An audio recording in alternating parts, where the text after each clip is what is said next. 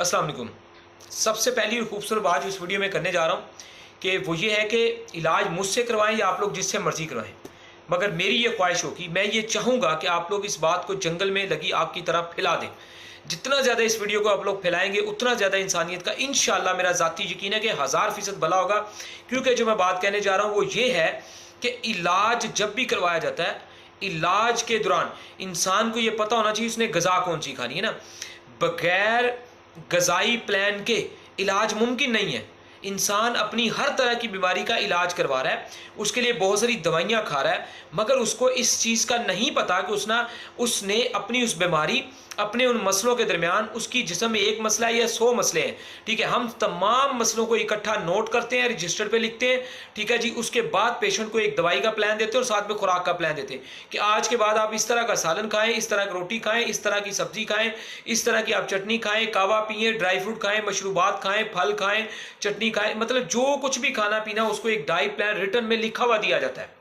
अल्हम्दुलिल्लाह 100 में से 99% हमेशा ये होता है, अगर किसी पेशेंट को फर्क नहीं पड़ रहा तो उसमें ये होता है कि वो जो हमने गजा वाली पर्ची दी होती है उसके मुताबिक वो अमल नहीं कर रहा होता, जिसकी वजह से उसे नुकसान हो रहा होता है। तो जैसे ही हम कहते हैं कि ये दवाई खाओ, इसके साथ ये खुराक खाओ, तो उसकी ज़िंदगी में 100% बेहतर आती है, 1000% बेहतरी आती है।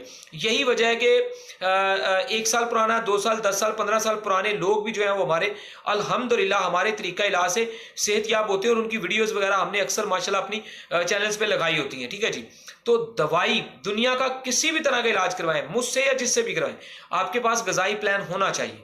ठीक है, ये मुआलिज का फर्ज बनता है वो आपको पूरा गजा का प्लान दे। अच्छा, आप दवाइयां तो खा रहे हैं मर्जों के लिए, लेकिन अगर आप गजाएं नहीं खा रहे तो मुझे बताएं कैसे तंदुरुस्त होंगे। जाहिर बात है एट लास्ट आपने कोई ना कोई गजाएं खाई हैं जिसके खाने के बाद आप बीमार हुए या आपका मैदा सिस्टम खराब हुआ है, तो आप उसकी दुरुस्ती के लिए आपको कोई मतलब प्रॉपर गजाई प्लान मिलेगा तो आप तंदुरुस्त होंगे। अब बहुत सारे लोग हैं उनका मैदा खराब है, वो दूध पी रहे हैं, मतलब दूध का कसूर नहीं है, लेकिन गैसेज होती है ना, वो हजम नहीं हो रहा। अब बहुत सारे लोग हैं मैदा खराब है वो आलू खा रहे हैं। अच्छा, उन्हें चाहिए कि शोरबे वाला सालन ज्यादा खाएं, उससे फौरी तंदुरुस्ती आती है।